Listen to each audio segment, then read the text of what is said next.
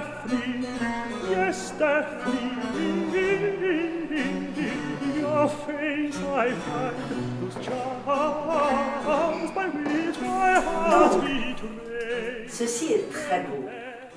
C'est une image surprenante pour qui est habitué à une démarche plus conceptuelle en art contemporain. C'est une image qui a été conçue par Nina Childress, dont le vernissage aura lieu demain, ici, à l'Artothèque de Caen. Et c'est un immense plaisir, avant de participer à l'événement, de rencontrer Yvan Poulain, directeur de l'Artothèque, Patrick Roussel, directeur adjoint de l'Artothèque. Et j'aurais, pour commencer, envie de demander, allez, je ne vais pas demander qu'est-ce que l'art, qu'est-ce que tothèque, qu'est-ce qu'une artothèque, qu'est-ce qu'une bibliothèque de l'art, qu'est-ce qu'une artothèque, qu'est-ce que l'artothèque? Alors, les artothèques, c'est effectivement un système de prêt d'œuvres d'art. C'est une collection qui, à la différence d'un musée, est mise à disposition d'un grand public. Et donc ici, on a une collection de 3000 pièces qui représente 800 artistes modernes et contemporains et qui couvre une période qui va des années 50 jusqu'à aujourd'hui. Donc une artothèque, en fait, c'est un espace de prêt. C'est une collection qui, à la différence d'un musée, n'est pas gardée dans des réserves, mais est mise à disposition de publics, des particuliers, des entreprises, des écoles. Et ce sont des œuvres, du coup, qui vont chez les gens, qui ont la possibilité de circuler chez des particuliers d'une manière générale. Donc ici, cette artothèque, elle existe depuis 1986. C'est une des plus grandes artothèques de France. On n'en a pas forcément conscience quand on est à Caen, mais c'est vraiment dans le champ des artothèques une institution. Et on a ici une collection de plus de 3000 œuvres qui représentent à peu près 800 artistes et qui couvrent une période qui va des années 1950 jusqu'à aujourd'hui, puisqu'on fait les acquisitions d'artistes très récents, d'artistes émergents ici au sein de l'Artothèque. Donc c'est un lieu très vivant aussi, puisque on fait chaque année plus de 7500 prêts d'œuvres, ce qui est énorme, et ça donne effectivement la masse de contact avec le public chaque année. C'est vraiment quelque chose de très important et qui nous permet de travailler avec un public très large. Pour l'art contemporain, c'est très important. Je dirais que le fait de prêter des œuvres, ça correspond un peu à ce temps éphémère de la représentation pour un spectacle vivant ou de la projection pour un film. On n'est pas obligé de s'engager à vie, on est en contact le temps d'un amour ou d'un échange et d'une communication. Quelle est, selon vous, l'importance de ce système dans la grande structure, la grande organisation de l'art contemporain, en France par exemple, ou en Europe, si tant est qu'il y ait des artothèques dans tous les pays d'Europe? Je vais faire une réponse qui revient un petit peu sur les conditions historiques des artothèques. Beaucoup d'artothèques en France ont été impulsées sous les années Lang, même si ça existait avant, mais il y a eu vraiment un élan, notamment le ministère de la Culture a vraiment aidé financièrement et accompagné aussi la production d'estampes pour créer des artothèques partout en France. Il s'est trouvé que au milieu des années 80, il y a eu un peu des changements de politique et assez bizarrement, le ministère de la Culture s'est un peu désintéressé des artothèques qu'elle avait elle-même créées au début des années 80, peut-être pour mettre plus d'attention en direction des FRAC. En tout cas, c'est comme ça que l'histoire s'est construite, ce qui fait que beaucoup d'artothèques ont continué, mais certaines ont disparu, notamment au milieu des années 90, faute de crédits, de soutiens municipaux, puisque quelque part l'État s'est un petit peu désengagé du fonctionnement de cette artothèque.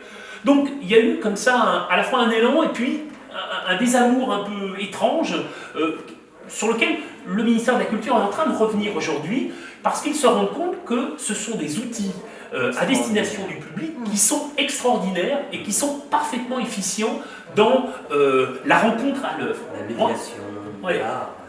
Moi, j'aime bien dire qu'en fait, dans une artothèque, ce qu'on fait, c'est une manière de domestiquer l'art contemporain. Mais le domestiquer dans tous les sens du terme. C'est l'amener chez soi, hein, dans un espace qui est un espace domestique. C'est aussi apprendre à le voir, à le regarder, à vivre avec. C'est quand même une expérience unique que d'avoir chez soi une œuvre, de moi, de prendre le café avec, de lire à côté. Non mais c'est autre chose que de la regarder dans un musée. C'est Cette relation à l'œuvre, effectivement, qui est proposée par les artothèques, est tout à fait singulière parce que on propose, comme vous l'avez souligné, le temps de la rencontre avec l'œuvre.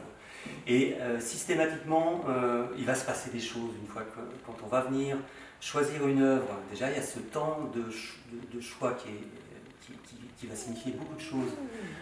Quand on vient, quand on est emprunteur à l'artothèque, on vient, on ne sait pas ce qu'on va trouver. On ne peut pas anticiper son choix. Donc on va se confronter à ce qui est présent. On va devoir tirer des grilles et puis notre regard va se poser sur des choses très variées, très différentes. C'est pas classé, c'est pas ordonné. Donc il y a déjà inconsciemment quelque chose qui se passe et qui fait sens. Et puis ensuite, l'œuvre, on va l'accrocher, on va lui trouver un emplacement, ça va être dans le salon, dans la chambre, je ne sais où. Et, dans les toilettes. Dans les toilettes, effectivement, les emprunteurs qui nous ont fait. Mais voilà, dans des endroits tout à fait. Et puis on va avoir donc le temps, puisque un emprunt à l'artothèque c'est 2 mois en moyenne. Les emprunts durent 2 mois. Donc ces 2 mois vont pouvoir révéler vraiment une relation multiple à l'œuvre. Elle va être discutée, si on est dans une famille, on va sans doute avoir des gens qui vont venir, les parents, les beaux-parents. Ça va être un objet d'échange et de discussion. Et c'est en cela, je pense, que l'artothèque propose quelque chose de tout à fait singulier. Et de désir d'en avoir une autre. Oui. Provoquer le désir autour, elle va rayonner. C'est ça. En famille, avec les amis. C'est ça. Et d'un coup, on va dire, ah, mais je peux avoir chez moi, pendant un mois, je sais pas combien ça dure. Dans le temps, j'en ai fait, mais je sais plus. C'est 2 mois l'emprunt. 2 mois l'emprunt. Et puis, effectivement, on sait qu'on va rapporter l'œuvre. Alors, si j'ai tenu véritablement à faire un focus sur l'artothèque, c'est parce qu'effectivement, il y a quelque chose de différent dans les arts plastiques de ce qui peut se passer dans la littérature, dans la musique, dans le spectacle vivant. On trouve qu'une place de spectacle, c'est cher. Une place de cinéma, parfois aussi, on peut trouver que ce n'est pas rien, surtout quand on emmène une famille. Mais comparativement au scandale, selon moi, qui existe dans les arts plastiques, c'est-à-dire qu'une œuvre d'un artiste même peu reconnu, je ne parle pas des stars internationales, je parle vraiment même d'artistes émergents, il faut être en capacité de sortir plusieurs centaines d'euros. Je parle vraiment d'œuvres très accessibles, qu'on voit dans des galeries qui sont éventuellement des petites galeries, y compris d'œuvres amateurs. Avoir une œuvre d'art plastique chez soi, ça implique un budget qui coupe complètement l'idée même que quelqu'un qui ne gagne pas très confortablement sa vie peut acquérir une œuvre et vivre avec. Et ça, je trouve ça si troublant, si déconcertant, si révoltant, que je me suis dit, aller vers l'artothèque et faire un sujet sur l'artothèque, c'est aussi poser cette question. En tant que prêteur d'art, passeur d'art, chercheur d'art et passeur d'art, qu'est-ce que vous auriez à dire sur le monde de l'art tel qu'il est aujourd'hui, des galeries, bien sûr, vous citiez Yvan Poulain, les FRAC, mais il existe quand même aujourd'hui, en dehors des expositions dans les musées qui permettent de côtoyer comme ça rapidement les œuvres, il n'existe pas d'équivalent qui permettent à des gens qui n'ont pas un métier qui leur permet d'avoir des moyens considérables, il n'existe pas d'équivalent. Comment avoir une œuvre d'art chez soi? Une carte postale peut-être. Chez des artistes émergents, non, pas de carte postale. Comment se fait le rapport à l'art, si ce n'est par des systèmes comme le vôtre, qui peut-être devraient ou pourraient se multiplier? Qu'auriez-vous à dire sur ce sujet? Il y a plusieurs choses. Votre question est assez multiple et assez complexe en fait en définitive. Mais pour reprendre la position qui est celle des artothèques, oui effectivement, si on peut avoir un paysage en France de développement d'artothèques, j'allais dire de manière un peu plus régulière. Il y a des zones entières où il n'y a pas d'artothèques. Souvent nos amis parisiens, ils viennent ici, ils tirent la langue en disant « Oh, c'est formidable, mais oui, il y a une artothèque à Paris, mais il n'y en a pas à Paris, hein, ça n'existe pas. » Comme il y a eu une politique du livre par la création d'un tissu de bibliothèques en France, on pourrait imaginer effectivement qu'on remaille effectivement le territoire avec plein d'artothèques et que cet accès se fasse. Après, l'autre aspect de votre question porte un peu plus sur l'écosystème de l'art et de l'art contemporain. Justement, c'est un écosystème. Et c'est là où moi je le regarde vraiment dans une globalité. C'est-à-dire que je vais pas. Ce que font les galeries, c'est formidable aussi. On a Bernard Jordan qui va venir tout à l'heure accompagner Nina sur cette exposition. C'est quelqu'un qui suit l'artiste, qui trouve des collectionneurs, qui fait aussi ce travail que nous on n'a pas forcément envie de faire non plus auprès des c'est un travail à part entière et qui fait ce travail d'accompagnement des artistes dans le monde marchand. Nous, on a une mission de service public qui est encore autre chose. Et vous voyez, c'est l'ensemble en fait qui est intéressant. C'est-à-dire qu'on a besoin de tous les maillons pour que ça fonctionne. Excuse-moi, je te coupe, Yvan, mais ce que nous disait un galeriste il y a quelques années, en disant qu'il avait évolué sur sa position sur les artothèques. Au début, il voyait ça un peu comme une sorte de concurrence.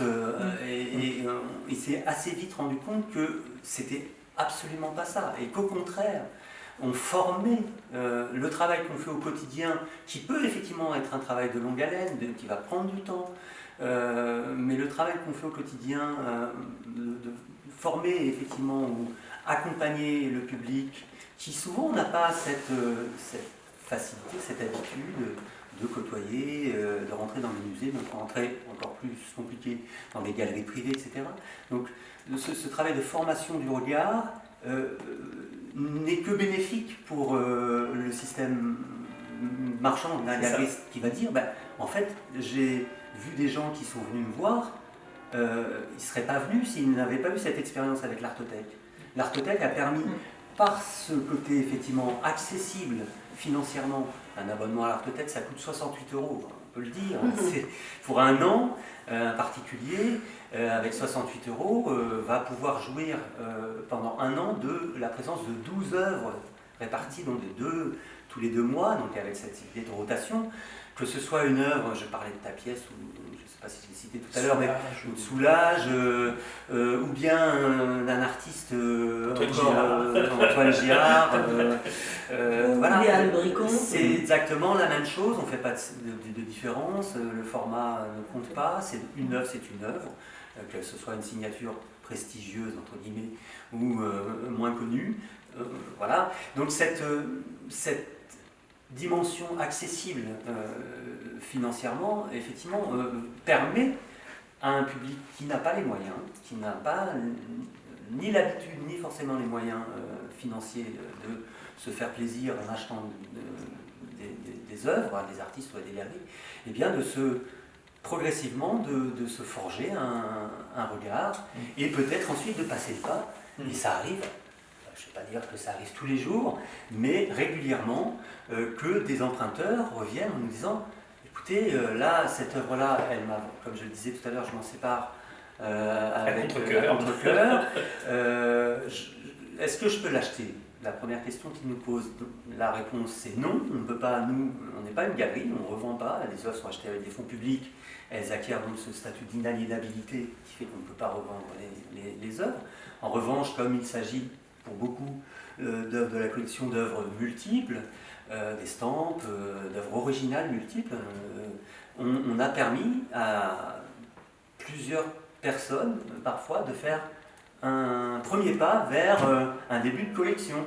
Alors ça ne va pas être des sommes forcément extraordinaires, mais vous disiez quelques centaines d'euros, on sait que pour beaucoup, quelques centaines d'euros, c'est pas rien. Non, c'est pas rien. Moi, je voudrais vous parler des gens qui ont les moyens, qui n'ont pas les moyens, mais je connais moi tout un public, des gens qui ont les moyens, enfin les moyens, c'est relatif, hein, mais qui n'ont pas forcément une idée, tous les gens qui sont très pris, toute la quarantaine, pris par du travail, je parle au milieu que je connais, qui ont du bon travail, je veux dire du travail qui rapportait un peu d'argent, hein, on va dire ça comme ça, un gros mot, mais qui n'ont pas le temps, etc. Et en même temps, là, dans ce lieu-là, en plus, qui est un lieu magnifique, ils ont envie de venir, et là, ils viennent petit à petit à l'art, parce qu'ils n'ont pas le temps, ils n'y avaient pas pensé, c'est pas évident, ça les intéresse quand ils sont en vacances, d'aller dans un musée, mais c'est pas leur vie, en fait.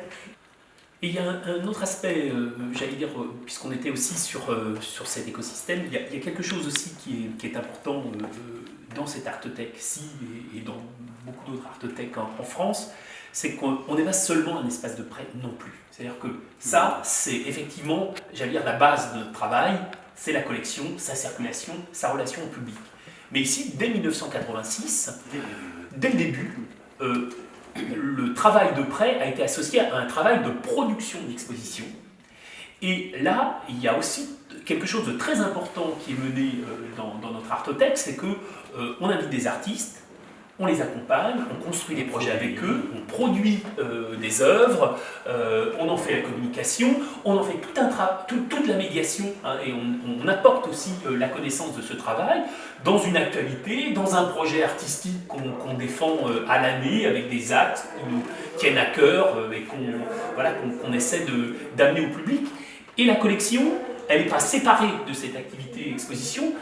Il y a au quotidien, c'est vraiment beaucoup plus poreux que ça, hein. Il y a vraiment des relations de la collection, de la médiation, des publics aux expositions, et que tout ça fonctionne ensemble et fait un tout, hein, qui nous permet effectivement de construire ce regard, construire ce public et de l'accompagner en tout cas à l'année. Ça c'est vraiment important, et dans ce travail de production, nous aussi, on essaie de produire des multiples, abordables. On a une collection à 100 €, on vient lancer une collection qui s'appelle la collection commune avec Antoine Giard, justement, de lithographie, où on propose des œuvres numérotées signées à 20 €. Enfin voilà, on essaie de faire ce travail de démocratisation et qui va de pair aussi avec ce travail de production des expos, d'accompagnement des publics et de diffusion de la collection. C'est admirable. Non, mais c'est véritablement extraordinaire, et c'est vraiment ce qui m'a donné aussi envie que nous nous rencontrions, parce que non seulement ça aide les artistes à prendre, j'imagine, des risques, à aller indépendamment des lois du marché peut-être dans des voies et là où ils aimeraient aller, ils sont accompagnés, ils ont un dialogue qu'ils n'ont peut-être pas avec leurs galeristes. Les galeristes n'ont pas pour mission la plupart du temps, je pense, d'aider à la production. Ça peut arriver. Ça peut arriver, voilà. Mais alors, avant d'aborder la question justement des financements publics d'une structure comme celle-ci, très important selon moi que cette question est vraiment centrale, j'ai envie de vous demander, vous parliez de complémentarité, d'écosystème, ça ne requiert rien aux galeristes qui font un travail formidable, qui aident les artistes, qui suivent les artistes. Oui, mais, et puis vous avez parlé de marchands, système marchand, de collectionneurs et de soulage. Par exemple, on pouvait vivre avec un soulage, sachant qu'une œuvre de soulage peut atteindre 9 millions d'euros. La dernière vendue... La dernière vendue à Caen était bien en dessous. Mais voilà, je sais, j'ai suivi la chose, mais je crois qu'il y a eu une vente il y a quelques années à 9 millions d'euros pour un soulage. Collectionneur, propriété privée, l'art, qu'est-ce que ça évoque pour vous? Est-ce que, alors évidemment on ne va pas aller déposséder aujourd'hui les collectionneurs qui possèdent des œuvres d'art, mais est-ce qu'il n'y aurait pas un mouvement, je ne sais pas, initié, vous aviez parlé des années 80, du moment où la politique langue, malgré tout, révolutionne un certain nombre de secteurs, y compris dans la matière artistique, parce que c'est ça qui est intéressant, c'est de voir comment le système marchand peut enfermer, moi je j'aimerais aussi qu'on revienne sur ce qui se passe aujourd'hui dans l'art contemporain. On peut enfermer, figer. Alors, revenons à cette notion. Propriété privée, création en matière d'art contemporain. Est-ce que vous avez envie de vous exprimer sur ce sujet? Je ne sais pas trop par quel axe l'aborder. Moi, j'ai la figure du collectionneur, je dis du collectionneur, de la collectionneuse, hein, entendons-nous bien, me fascine assez. Certes, on pourrait se dire, oui, on achète des œuvres et puis on est seul à en jouir.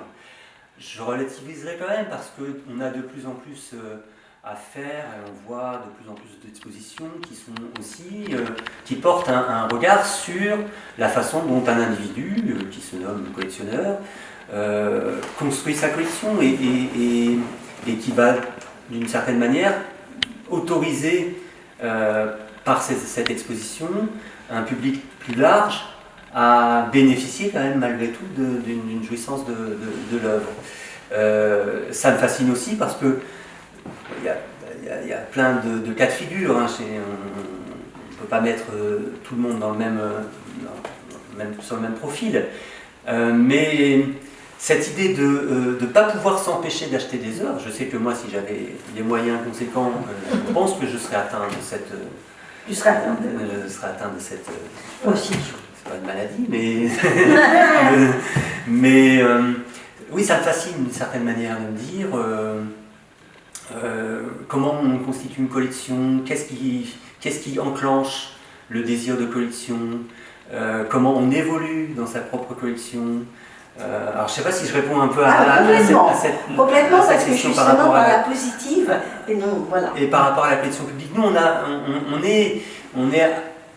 on est situé ailleurs parce que certes on a la charge qui nous incombe, c'est aussi de constituer une collection.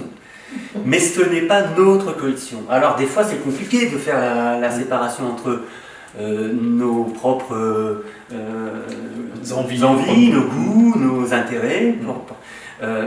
Mais il faut toujours avoir à l'esprit qu'on ne constitue pas la collection d'Yvan Poulain, de Bruxelles, d'autres personnes qui... mais on constitue une collection pour une collection publique.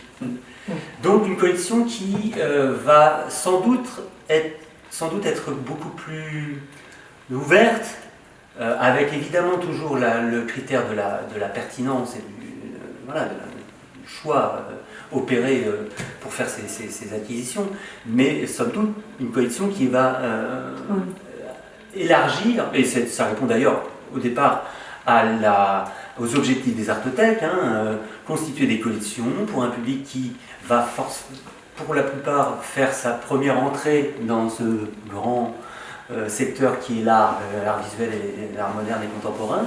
Et donc on va avoir une collection qui va avoir pour objectif de donner des repères, sur une scène artistique. Donc c'est évidemment pas une collection exhaustive, ça n'aurait aucun sens, et ça serait, je pense, impossible, et puis pas très une amine totalement inintéressante. Mais malgré tout, une collection ouverte où on va pouvoir donner un aperçu de ce qui existe et ce qui coexiste sur la scène artistique contemporaine. Donc, alors, pour revenir à la question de collectionneur privé ou collectionneur public, d'une certaine manière, il ne faut pas se mentir, on ne peut pas non plus faire totalement enfin, je ne sais pas ce que tu en penses, on ne peut pas faire totalement je ne sais pas si on serait capable d'acheter des œuvres qui nous... Non, on ne peut pas, on ne pourrait pas. Non, mais ça veut dire peut-être une pépinière. Non. En fait, vous êtes une pépinière. Après, on peut acquérir des œuvres que j'aurais pas forcément envie si j'avais des moyens. Tu n'aurais pas mis chez toi. Pas forcément que je n'aurais pas mis chez moi, ça peut être intéressant de l'amener. Mais en tout cas, que je n'aurais pas acquise.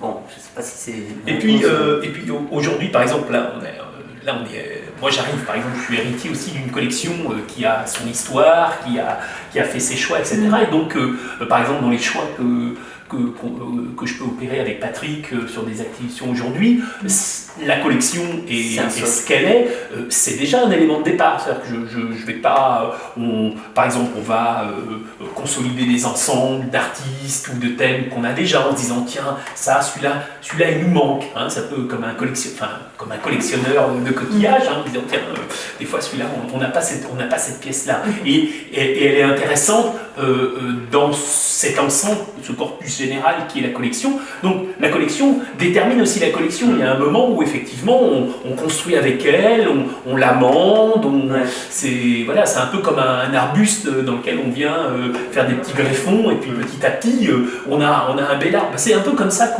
qu'on conçoit aussi ça et qu'on construit la globalité de cette collection. Oui, bah, je me disais aussi, vous étiez quand vous plantez des petites graines, qui sont tous les jours. Non, mais vous êtes aussi une pépinière de futurs collectionneurs. En fait, vous donnez le sens. Je voulais juste dire, c'est un clin d'œil, mais malgré tout, une personne qui vient ici, qui voit, qui comprend, etc., tout d'un coup, il va avoir envie de faire sa collection. Même si. Tu vois, je réponds un peu à ce que les emprunteurs, pour nous, leur parcours d'emprunteur dessine une collection. Voilà, je suis d'accord. D'une certaine manière, chaque emprunteur va opérer au fil de ses emprunts quelque chose qui, souvent, d'ailleurs, quand on regarde avec le recul et quand on prend un parcours d'emprunteur, on a des emprunteurs qui sont quand même, il faut quand même le signaler, toujours présents depuis la création de l'Artothèque, qui sont toujours avec nous. 35 ans. Oui, mais alors, on va aussi parler des événements, parce que les événements qui sont autour, moi je connais l'Artothèque depuis, je suis canaise, et puis j'étais depuis longtemps, depuis l'endroit où elle était avant, Patrick. Et il y a des événements, le dernier c'était Jean-Di Panel par exemple. En permanence. Extraordinaire. Il y a quand même des événements qui sont vraiment des événements d'art très importants à Caen, qui drainent énormément de populations, qui sont très bien faits, comme celui qui va venir, comme le dernier, qui fait que on va à l'Artothèque. Et je pense que ça a bien pénétré tout le tissu canet, et même, je dirais, départemental, voire même régional. Parce que, comme tu disais, il n'y a pas tant d'Artothèque. Et donc, il y a des événements là qui sont, je dirais, d'une très grande qualité, quoi. Une très très grande qualité. Et c'est ça aussi. Là, on parle beaucoup de ce qui est là. Il y a aussi l'événementiel autour qui est remarquable. Ça rythme effectivement les expositions, ça rythme. Voilà, ça fait aussi ce qui est certain, c'est qu'on a une exigence, sur les expositions, on a une vraie exigence de contenu, de projet. Enfin voilà, on pourrait se dire, on est dans une artothèque, on va, je sais pas quoi, c'est un truc qui me paraît un peu aberrant parce que c'est pas comme ça qu'on travaille, mais on va niveler par le bas la création parce qu'on a cette relation au public, etc. En fait, c'est pas comme ça, c'est pas dans ce sens-là que ça marche. Nous, si on avait un mot d'ordre à donner, ce serait quelque chose du style, je sais pas, élitiste pour tous. C'est-à-dire que l'idée, c'est d'amener une excellence au plus grand nombre. Voilà. C'est pas de baisser en gamme pour toucher le plus grand nombre. Et par contre, c'est un boulot, parce que parfois il y a une marche ou deux, hein, il va falloir faire le strapontin, le marchepied, excusez-moi, le marchepied pour pouvoir arriver à la hauteur du travail, mais ça c'est notre boulot. Et c'est ça qu'on fait tous les jours, hein, c'est construire des marchepieds pour que les gens soient à l'aise avec ce qui est proposé, sans jamais abaisser le travail avec l'artiste, ni la proposition qu'on a à donner ici. Et c'est ce qui a fait, c'était déjà ce que faisait Claire Tangy avant Vinci. C'est dans le château. Non, c'était encore bien avant, c'était au théâtre. Moi j'ai connu au château. C'était au théâtre de Caen, l'Artothèque a été créée au départ en 86, ça a ouvert au théâtre de Caen. Et oui. Pas en 86 que je suis arrivée après, mais je me souviens tout d'un coup qu'il y avait un lien entre le théâtre de Caen et l'Artothèque. On a été de 1986 à 1990 au sein du théâtre de Caen. Puis après on a eu plusieurs points de... Alors, c'est bon, il y a du jus, quoi. Il y a du jus. Ah bah écoutez, Et c'est bien, parce que moi j'ai entendu aussi qu'on parle aussi de la marche, mais aussi d'événements, ce qui fait que tout le monde vient quand même assez facilement ici. c'est en tout cas, on a, enfin, tout est fait en tout cas pour ça. C'est-à-dire que vraiment, on essaie aussi de casser quelque chose qui serait de l'ordre d'un frein sociologique ou d'une appréhension. On n'a pas peur de dire qu'on essaie de faire en sorte que ce lieu soit convivial. Mais c'est pas un gros mot convivial.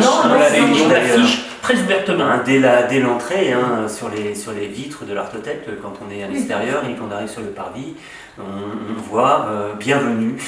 On est content on est heureux de vous accueillir. Alors, j'ai plus la formulation précise. Mais voilà, on l'affirme.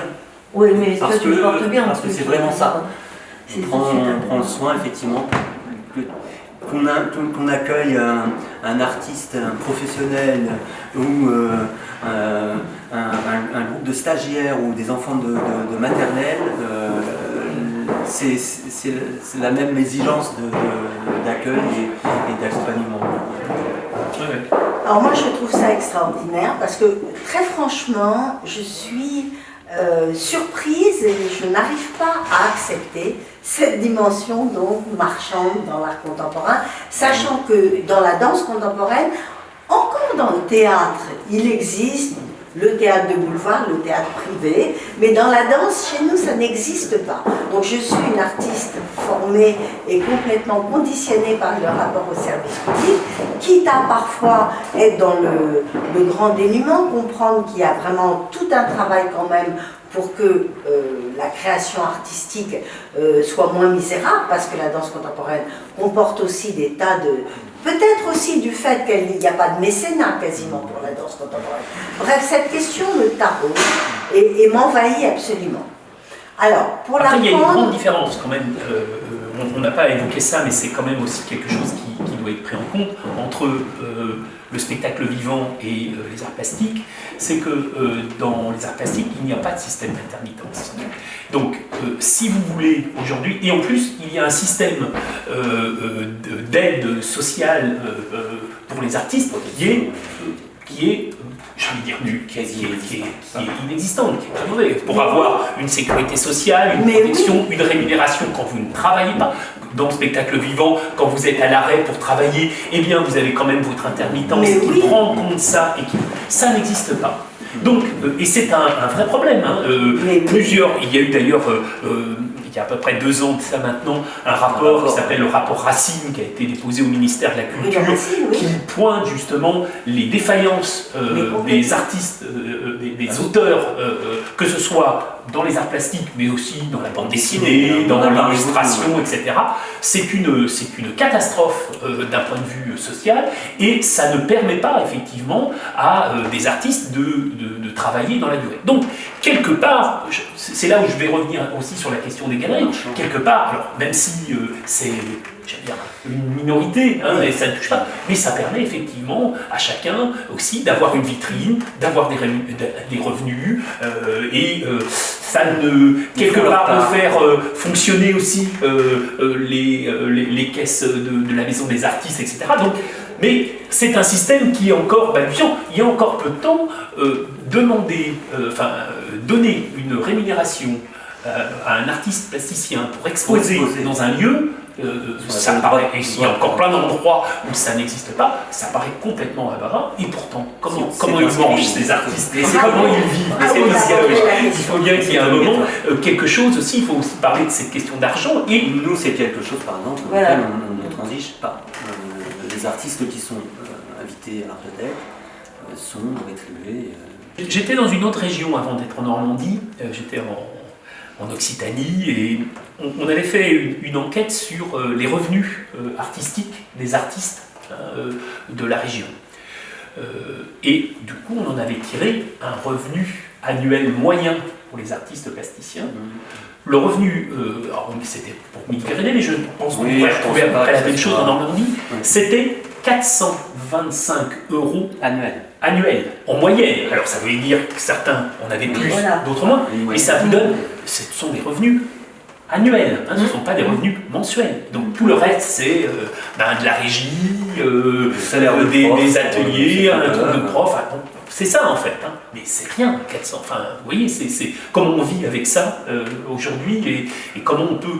Donc, pour répondre, on a besoin de tout le monde.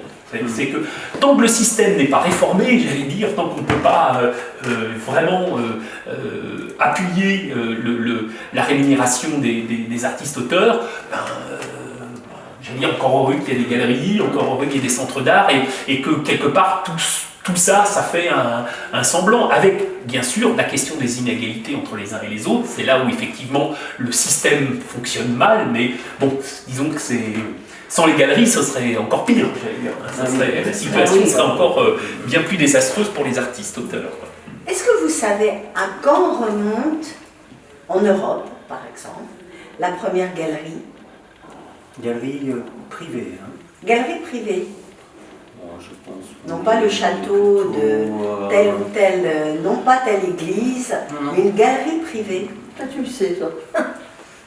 Je pense que C'est fin 19e, oui. Oui, enfin c'est... Voilà, au moment où la notion de metteur en scène apparaît, de chorégraphe, tout d'un coup, il y a effectivement une mutation qui fait que l'Église se retire un tout petit peu, malgré tout, de la production. Bah non, elle s'était quand même retirée, mais ça signe une vraie mutation. De la même manière, la Révolution française fait que nécessairement quelque chose va bouger.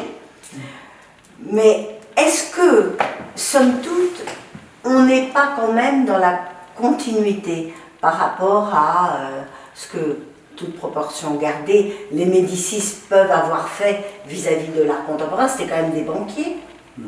Hein, c'est une famille de banquiers. Et de quelle manière, alors qu'on sait très bien que la représentation religieuse fait que le Christ doit faire telle taille dans le tableau, il doit être placé à tel endroit. Alors, il ne s'agit plus de la bien-pensance, si je puis dire, de la bonne pensée religieuse, mais il s'agit peut-être encore d'un certain goût. Jusqu'à quel point aujourd'hui, le fait que l'art contemporain et le service public ne soient pas encore complètement réconciliés, jusqu'à quel point ça peut affecter l'évolution des courants dans la création en art plastique aujourd'hui. Moi, je sais pas si je rebondis sur quelque chose que tu disais. Je ne sais pas si on est quand même en France dans un système quand même. Il y a une coexistence entre le service public et l'art contemporain. Il n'y a pas, c'est pas vrai, il n'y a pas une rupture. Hein. Et malgré ce qu'on peut raconter aussi, on n'a pas d'injonction non plus de l'État et du ministère de la Culture sur ce qu'on a à faire. Je l'ai lu récemment encore, il y a des personnes qui posent ça. Non, on est très libre là-dessus, on a des projets, et ces projets et ces intentions qui nous sont données par le ministère de la Culture, elles touchent justement à la relation publique, à la diversité, à la jeune création. Voilà, c'est là-dessus. Mais jamais on nous dit qu'est-ce que vous devez présenter, comment, et qu'est-ce que vous ne devez pas présenter. Non, bien au contraire. Ce que je sais, c'est bien de le rappeler. C'est quand même bien de le rappeler parce que c'est pas toujours ce qu'on peut entendre globalement. Donc on a une grande liberté là-dessus, une grande chance puisque l'idée aussi c'est d'avoir une diversité de propositions dans les structures et globalement, on arrive à cette diversité à l'échelle nationale. Je pensais plutôt à la manière dont aujourd'hui on constitue un patrimoine avec des œuvres qui doivent passer les générations et dans la manière dont ça pourrait influer en Europe, parce que les Américains ont aussi eu une politique très singulière par rapport à ça, très différente, qui a donné malgré tout des courants passionnants. C'est-à-dire que l'époque Roosevelt a fait quand même pas mal bouger les lignes, et il y avait vraiment une volonté politique que les États-Unis soient en tête, aussi en ce qui concerne la création des musées, l'architecture des musées, les collections, malgré tout. Donc je ne parlais pas du tout de ce frein que pouvait apporter le service public, mais d'un frein, au contraire, héritier peut-être de systèmes plus anciens, qui pourrait faire qu'à partir du moment où on constitue un patrimoine, en achetant telle ou telle œuvre, ou tel artiste, d'une certaine manière, on guide. Parce que la spéculation, et qu'à regarder du côté de la réalité du pétrole ou de pays victimes effectivement de ces cotations en bourse, on peut faire complètement basculer le destin d'un pays et peut-être aussi le destin de ses artistes. Ouais, moi ce que j'aurais tendance à dire, c'est que je rejoins sur la question de la pluralité des positions, la pluralité, mais même chez les grands collectionneurs, la collection d'un tel ne sera pas forcément la copie conforme. Alors il peut y avoir des influences, on sait que quand un grand collectionneur français achète tel artiste, on va avoir tendance à le vendre un peu plus facilement après. Mais se côtoient quand même sur le pays, je pense, différents individualités qui font, qui autorisent encore une fois une diversité. Et je pense que ça, moi je crains pas cette nivellement. C'est extrêmement intéressant parce que, à la limite, d'après ces échanges, le fait qu'un individu s'exprime à travers ses choix et la collection qu'il constitue serait davantage garant de liberté qu'éventuellement une politique publique. Très intéressant, pourquoi pas réfléchir de cette façon. Je sais pas, là encore, c'est pas des choses isolées en fait. Hein, parce que même au sein des collections publiques se joue encore, et d'ailleurs depuis quelques années, on voit aussi cet intérêt des conservateurs ou des responsables de collections publiques à re-questionner cette question de la collection. Pourquoi on a fait tel choix à tel moment, ressortir les œuvres des réserves qu'on a trop facilement mises de côté. Je trouve que de plus en plus, on a dans des expositions, dans des textes, dans des réflexions, dans des colloques, des choses comme ça, des éléments qui montrent que on questionne cette collection, enfin la façon dont on a collectionné. Parce qu'on a dit tout à l'heure, il y a un principe, tu en as parlé tout à l'heure Patrick, qui est celle des musées et des collections publiques, c'est le caractère inaliénable des collections. Ça veut dire qu'on ne peut, quoi qu'il arrive, ni vendre, ni céder la collection. Une fois qu'on a acquis une œuvre, elle est dans le marbre. Pourquoi en fait il y a ce principe? On va se dire, et d'ailleurs certains y pensent en se disant mais pourquoi on les vendrait pas en fait, ça permettrait de financer. Exactement.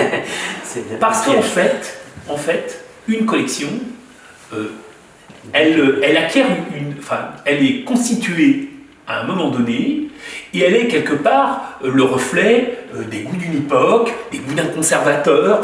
C'est le fruit d'une histoire, c'est une construction en fait.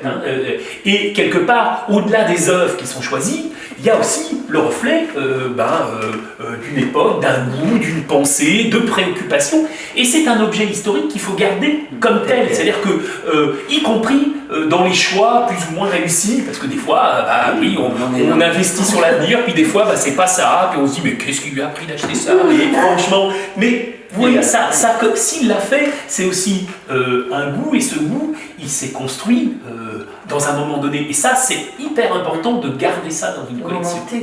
Parce que ce goût, il change. Ce qui est là, ce qui était valide là, ne l'est plus à ce moment-là, reviendra demain. On voit tout d'un coup comment on peut avoir un regain pour tel ou tel mouvement. Par exemple, là, tout ce qui était un petit peu l'art conceptuel des années 70 se met un petit peu en retrait, mais peut-être que dans 10 ans, 15 ans, on va reprendre. Donc, vous voyez, il faut garder tout ça. nouveaux. Tout à fait. Et avec des noms nouveaux. Bien Donc, sûr. vous voyez, ça crée, et puis tout d'un coup, on va réinvestir ça en disant, ben oui, tiens, là, il y avait des préoccupations qu'on a un peu mis de côté, qui sont intéressantes et qu'on peut poursuivre. Et c'est ça qui est passionnant. Et si on détruit, en fait, cet ensemble et le caractère très hétérogène de la collection, quelque part, eh bien, quelque part, on perd quelque chose de l'histoire, quelque chose du goût, quelque chose de l'époque, en fait. Hein. C'est Baudelaire qui, pour parler de la modernité, disait que c'était le fruit de l'époque de la morale et de la passion. Eh bien, une collection, c'est aussi ça. Hein, elle se construit avec tout ça. Et on doit garder l'intégrité de ces éléments-là au sein de la collection. C'est formidable, tout ce qu'on entend d'abord donne à penser, remet en question des préjugés, mais malgré tout, on sent que vous êtes au contact quotidien avec les publics, avec les citoyens du monde, les citoyens canais, les citoyens normands, les citoyens européens, les citoyens du monde. Mais ce que je questionne quand même, est-ce que vous avez rencontré ces collectionneurs qui sont un peu, comme on dit de certains politiques, hors sol ? C'est-à-dire qui peut-être n'ont pas ce contact avec l'époque, parce que c'est ça qui est passionnant. C'est de se dire que certains stylistes, la plupart des stylistes, depuis les années 80, sont en contact. Hein, il y avait Saint-Laurent, et puis Jean-Paul Gaultier, c'est pas du tout le même style, si je puis dire, de styliste, ou le même type de styliste. On peut se poser la question aujourd'hui, ceux effectivement qui ont les moyens d'acheter ces fameuses œuvres inaccessibles en termes de prix, qui, c'est vrai, renvoient à des réalités impensables, difficilement concevables. Est-ce que ceux-là, hors sol, dans la mesure où ils tirent quand même les ficelles, je ne dirais pas autant que vous, parce que vous les tirez avec ce type de politique et ce type d'institution et ce type de structure, et ce que vous mettez en place, vous les tirez très largement, mais enfin, eux aussi, qu'est-ce qu'on peut dire du reflet d'une époque quand on sait que les choix s'opèrent aussi à ce niveau-là? Patrick parlait de ces individus qui effectivement constituent des collections, mais en relation avec quoi dans l'époque constitue-t-on, quand on a ces moyens-là, des collections? Ah, j'en ai pas tout. Je provoque. Des collectionneurs, hein, j'ai pas eu. Pas au niveau décrit, oui.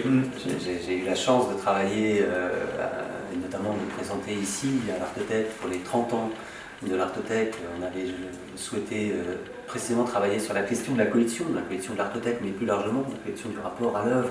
Et donc, on avait invité un collectionneur privé. Mais je ne le mettrais pas sur le même niveau qu'un collectionneur comme, je sais pas, Pinault ou autre qui fait Et de... si on veut parler de l'Artothèque, la description de l'Artothèque, Mais c'est tellement intéressant cette réalité au vu de... Alors, on va avancer quand même. Puisque vous êtes, puisque Patrick, par exemple, est véritablement... quand est-ce qu'est né l'Artothèque? 86. 86. Et tu es là depuis... Moi, je suis arrivé en 1988. Voilà, donc quasiment Presque à la l'âge de naissance de la l'Artothèque. naissance, ouais. Alors on va aller maintenant véritablement dans ce qui concerne la collection de l'Artothèque. Quel courant as-tu vu donc arriver progressivement dans les collections de l'Artothèque et à quelle vitesse ça se renouvelle? Alors, quelques chiffres. Moi, quand je suis arrivé, la collection de l'Artothèque, donc effectivement, l'Artothèque ouvrait ses portes en octobre 86. J'ai dû arriver en mai 88, quelque chose comme ça. Donc, elle était toute jeune encore, cette Artothèque. Et dans mon souvenir, il devait y avoir quelques 200, 250 œuvres quand je suis arrivé. Un nombre suffisant pour pouvoir avoir des premiers emprunteurs, constituer un premier socle. Donc au départ, moi, effectivement, j'ai vu l'évolution de cette collection. 250 œuvres à la création, on a dit qu'aujourd'hui on est à plus près de 4000 œuvres. Donc en 30 et quelques années, on voit bien l'évolution quantitative, en tout cas, de cette collection. Ça, c'est une première chose. J'ai vu aussi, et j'ai participé aussi, à à l'évolution de cette collection. C'est-à-dire qu'au début, les œuvres acquises pour le fonds répondaient à cet objectif initial qui était constituer une collection, un peu comme dans une bibliothèque, à vrai dire. Hein.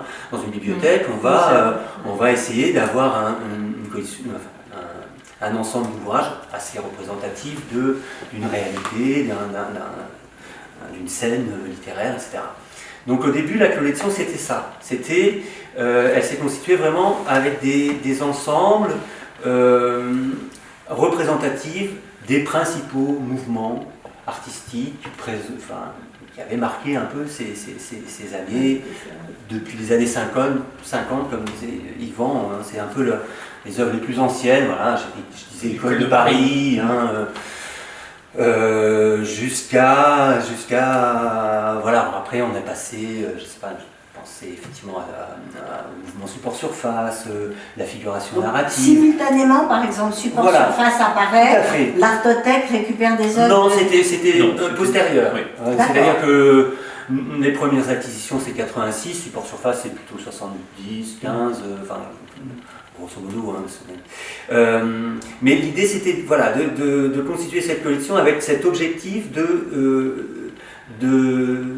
réaliser des ensembles assez représentatifs déjà d'une diversité, pour rendre compte de cette diversité. Parce qu'on a parfois tendance à penser que l'art contemporain, ça serait une seule chose, alors que non, évidemment, c'est des expressions multiples, diverses.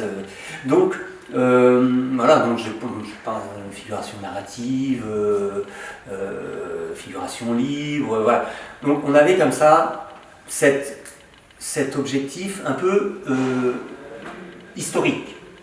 Et puis, assez progressivement, assez vite, je dirais, à partir des années 90, à peine 10 ans après, même pas, 5-6 ans après, on a vraiment commencé à s'intéresser plus à la création contemporaine. Hein, et donc on a été plus vers une exploration là encore une fois, de la diversité, mais d'une création plus fraîche, enfin plus récente. Nouvelle proposition artistique. Voilà, plus récente.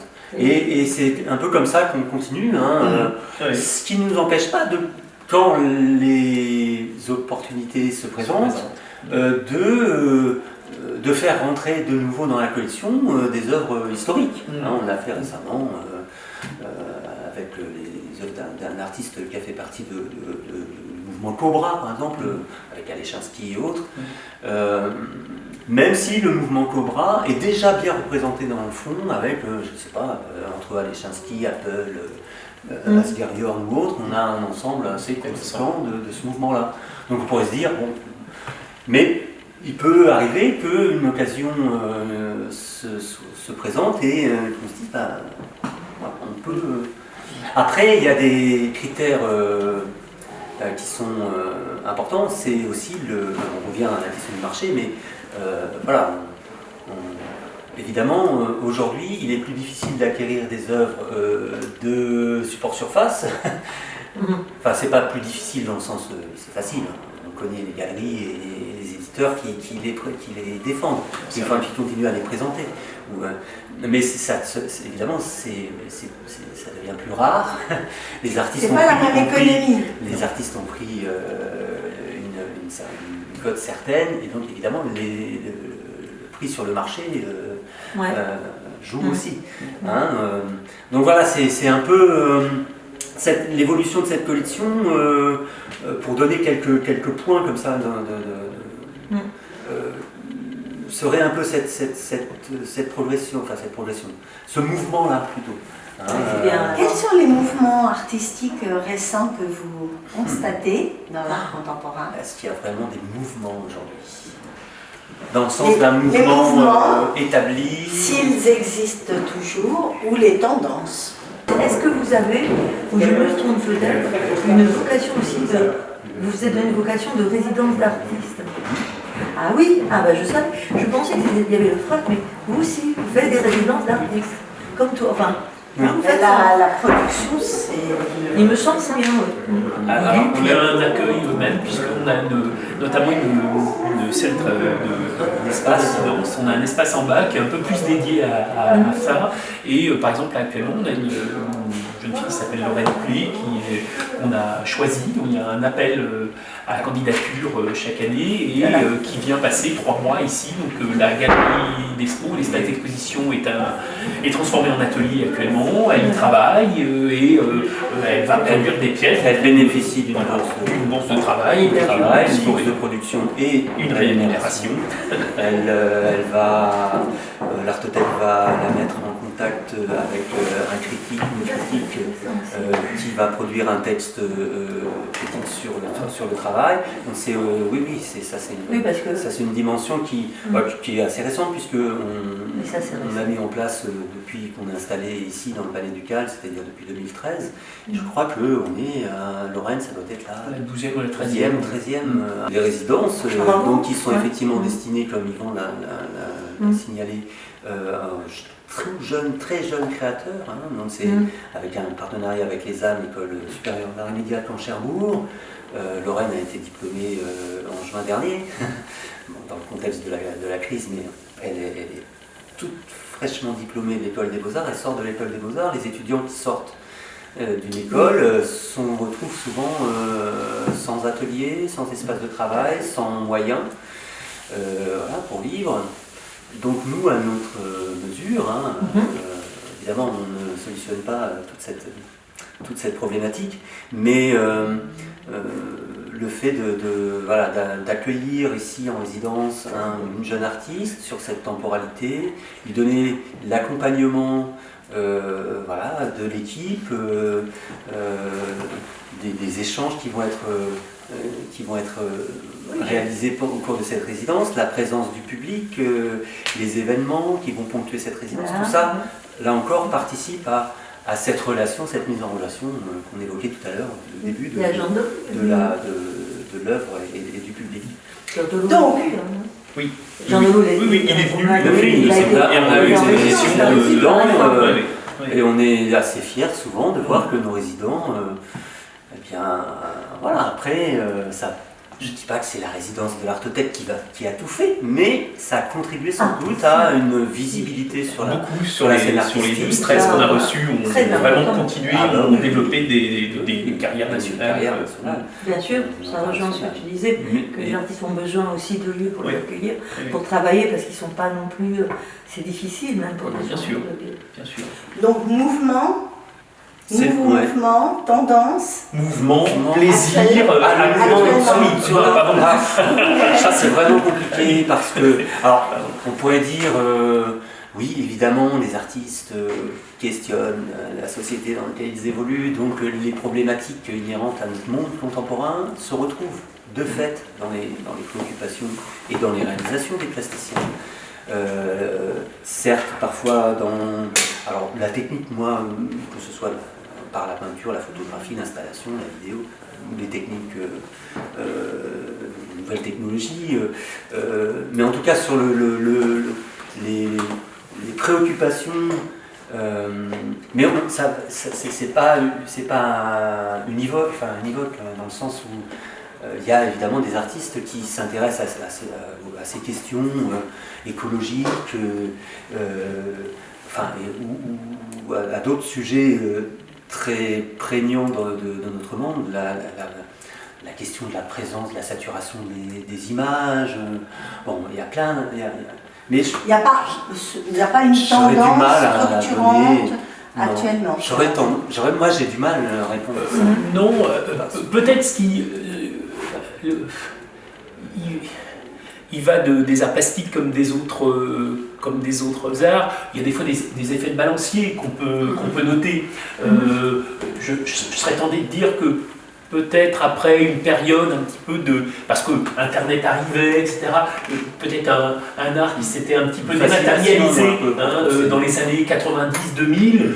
Aujourd'hui, on revoit le besoin d'avoir un rapport haptique à l'art, de refaire le succès, par exemple, de la céramique en ce moment. C'est ça, vous voyez, retour à la peinture. Voilà. En perte de vitesse. C'est aussi une envie, mais vous voyez, et puis peut-être que dans 10 ans, on dira on en a marre de la peinture et tout ça, on vit dans un... C'est aussi des rapports à l'époque, à un rapport à l'image aussi qui se modifie, et voilà, on serait un peu dans ce mouvement-là aujourd'hui. On va voir la céramique, oui, par exemple, oui, de présence. Et dans la production de jeunes, on l'a vu quand on a fait la sélection, quand on a justement choisi Lorraine, il y avait 15 ou 16 dossiers de candidature sur les jeunes artistes fraîchement sortis de l'école, là, et on a pu noter, souligner plutôt que parfois il y avait des choses qui faisaient écho, même si c'était dans des pratiques. Le textile aussi, on a vu pas mal de choses. Retour à. Mais toujours avec l'héritage, toujours avec l'héritage d'avant, c'est-à-dire que c'est jamais. Ce que je veux dire, c'est que c'est des techniques, mais qui sont aujourd'hui réinterrogées à l'aune justement de la vidéo, de la performance. Vous voyez, on n'a jamais perdu les acquis d'avant, mais la technique revient et réinvestit et vient se mélanger, s'hybrider quelque part avec d'autres outils, d'autres médiums, et c'est ça qui est passionnant. C'est une réinvention. Aujourd'hui, on a décidé, par exemple, de s'interroger davantage sur où en est le dessin et la culture aujourd'hui. Mais ça, c'est notre question du moment. Justement, à l'aune de ce qu'on vient de vous raconter, c'est-à-dire un retour à des pratiques renouvelées, etc. Donc tout ça, ça nous intéresse. On a envie de fouiller. Et l'exposition avec Nina Childress ici aussi participe de ce regard-là. Donc ça, par exemple, c'est une préoccupation. Et c'est là-dessus qu'on travaille, en tout cas, pour les prochaines années, dans la programmation des expositions. Qui n'empêche pas qu'on va continuer ce partenariat avec Interstice et qu'on accueillera quand les conditions le permettront. Tout à fait, on essaie de vous répondre un petit peu là-dessus, c'est-à-dire que, encore une fois, les choses se remélangent, et c'est justement dans ce que le mélange produit que la nouveauté apparaît, c'est ça qui est fascinant, c'est qu'on parlait de la céramique, aujourd'hui, qu'est-ce qui se passe là? Tout d'un coup, elle ressurgit et ça apporte quelque chose dans le champ de l'art. Je parle de ça, je pourrais parler d'autres systèmes, mais il y a 10 ans, il n'y avait plus personne dans les cours de céramique, dans les écoles d'art, et c'était ringard, et il fallait surtout pas en parler. Vous voyez, c'est pour vous donner, je prends volontairement un sujet et un champ qui peut paraître un peu caricatural, mais qui dit bien l'époque et peut-être ce vers quoi on va aujourd'hui dans la création. Parfait. Donc, on va devoir... Voilà. Nous ne sommes pas, selon vous, dans une période de rupture en matière d'art plastique. C'est fini la rupture. En fait, il y a quand même quelque chose qui s'est passé, là aussi, à la fin des années 70 et au début des années 80, c'est qu'on a quitté quelque chose qui était l'époque moderne pour entrer dans l'époque postmoderne.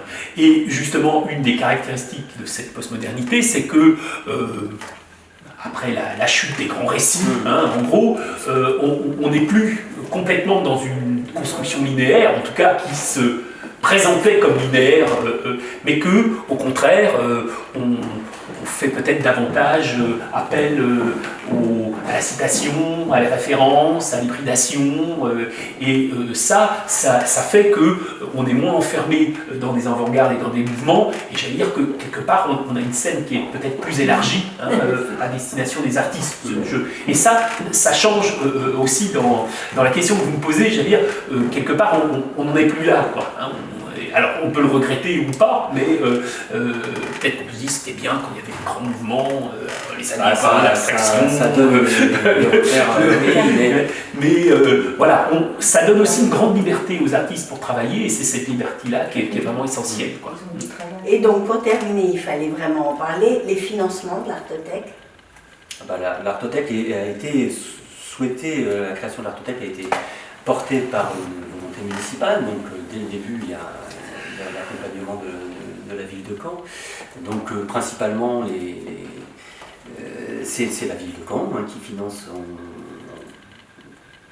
partie importante la structure, qui met à disposition d'ailleurs le bâtiment, le palais ducal, mais on a également le soutien financier pour nos actions et pour le fonctionnement de la structure du ministère de la Culture, via la DRAC Normandie, la région Normandie et le département. Et puis l'Artothèque a aussi un autofinancement, puisqu'on génère des recettes avec les ventes d'œuvres de multiples, les abonnements bien sûr souscrits. Donc on est quand même une structure d'art contemporain, je pense qu'on est assez peu dans ce cas de figure, à apporter aussi une part d'autofinancement assez conséquente. On a été jusqu'à pas loin de 20% d'autofinancement. Alors nous avons hâte d'être demain, parce que nous sommes la veille d'un grand jour, donc le vernissage de l'exposition de Nida Grèce, prononcée à la française. À quelle heure demain? 14h, une petite prise de parole, oui. Ensuite à 15h, ce qu'on appelle un samedi glas, qui normalement se fait en présentiel, comme on dit aujourd'hui, mais qui là se fera en virtuel, en distanciel. À 15h, avec donc un échange, une rencontre avec Nina, et puis qui sera sans doute suivi d'un échange, et puis 17h. À 17h, c'est une conférence lecture de Rovo, qui sont les designers graphiques qui ont été invités cette année à l'Artothèque. Chaque année on change, donc, et qui ont pensé une communication et des projets éditoriaux, des affiches, une petite édition aussi qui vient de sortir et qui sera présentée à l'occasion de ce rendez-vous. Et je les ai invités à raconter ce qu'ils ont fait graphiquement. Là aussi c'est un champ dans lequel on attend peut-être moins de création que cela, et moi ça m'intéressait qu'ils en parlent et qu'ils expliquent comment ils ont pensé leur projet, pourquoi, etc. Et donc c'est une rencontre à 17h avec Rovo, qui est un duo de designers graphiques. On y sera. Si vous voulez bien. Merci infiniment Patrick Roussel et Yvan Poulain. Les questions sont infinies, en nombre infini. J'espère que nous nous retrouverons pour un second épisode. Parfait, avec super plaisir. Bon, merci.